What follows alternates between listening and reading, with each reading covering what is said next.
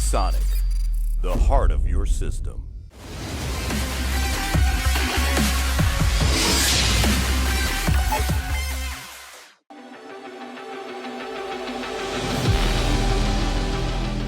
What is up, guys? It's Luke Hill for Kit Guru, and we are here in the MSI massive room for CES 2020.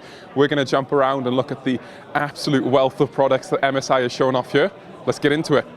So here we've got a coffee table PC from MSI, so you're not going to find this in IKEA. Well, you might find it in IKEA depending on how well it does, but basically we've got a full brand new Threadripper based system inside this coffee table, and that's pretty cool. I can't imagine you're going to be doing your video editing and your CAD cam work when sat in front of the couch. Well, you know, maybe you've got a good job and an appreciative boss, so maybe you will be doing that, but it's pretty cool to see.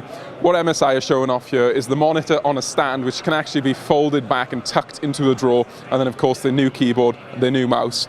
More on those. So I'm not going to pass any specific comments on a Threadripper system inside a coffee table. Please let us know what you think in the comments down below. Is anyone looking at a 3960X and a Creator TRX40 motherboard for their HTPC? I want to know what you're watching if you are. So here we've got the MSI Magforge 100R case, and this is basically a low-cost budget case designed for system builders. Of course, you can buy it yourself too, I assume. It's coming out in February or March, and it's going to be priced $49 to $69. The $49 version is 2+1 for the fans, and then you pay an extra $20 to get a 3+1 configuration on the fans. So probably not great value, to be honest, but actually it's a pretty compact case, so if you've got a tight desk space and you're on a budget, looks pretty decent. And what you can see around the front is, thankfully MSI's listened to some of Leo's feedback in the past, and we've got airflow around the front via mesh. Here we've got the MSI's Creation case, and I'm going to open this panel quickly so the camera doesn't go absolutely ballistic. Inside you can see a rather conventional layout. You've got the segregated power supply section, you've got vent in there so you can hide your power supply and your cable mess. If we come round to the front, you can see you've got MSI styling on the front, and I will point out that the front I/O is actually very good. So 4 USB ports, 2 of which are higher speed, and USB Type-C. I'm going to open this front panel, which has got some noise isolation, so foam damping material. And then behind here you've got cutouts for airflow directly to the internals. This glass is a sandwich style panel, so you've got 2 sheets of glass and then you've got a noise deadening layer between there, so that could be good to see because obviously you can get some vibrations and some noise through tempered glass typically, but if this sound dampening material in the inside of the sandwich is helping reduce your acoustics, that is a positive. So I'm stood here between a couple of MSI Sakura cases, so the 500p, the 500G. Make sure you check out our previous reviews on that, so Bryony has done some work on that. And I'm just going to open up this case here. And what we can see inside is obviously this is a Creation type build for content creators. We can see the Creation motherboard. And this is actually MSI's new 2070 Super Creation Series graphics card. So we looked at it and we think it looks like roughly a 2.5 slot design. So don't think it's going to be particularly small, but it's no RGB, it's black, so it's kind of subdued for what you want for Creation type usage if you're not interested in RGB on your work PC. This is one that's kind of gone under the radar actually, so this is the MSI X570 Tomahawk WiFi Motherboard. And I'm just going to lift this up and hope it doesn't break.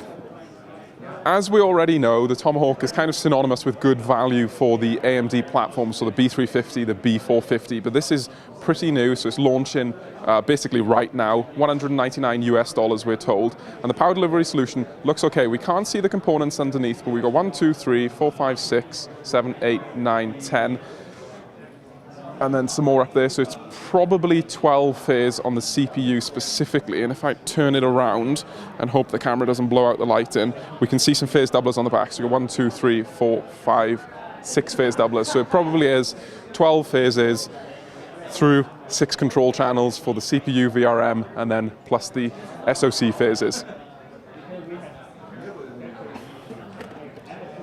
$199 looks like a pretty decent power delivery solution. We'll have to test it to see what the components are like and see what the thermals are like, because the heatsink itself is pretty good, it's pretty big. Cool to see.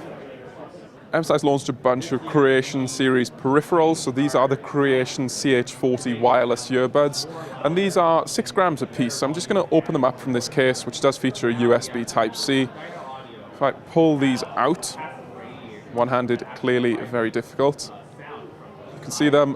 When you put them back in, then clearly they charge. So these are Bluetooth 5.0 and they support Nahimic dual audio. They're using 6mm neodymium drivers. Creation Series peripherals again. So here we've got the Creation CH40 keyboard. This is a wireless keyboard, and the key thing here is, other than it being white, and it does look pretty good in person, to be honest. So, you know, if you like that Apple Mac styling, then this could be one for you.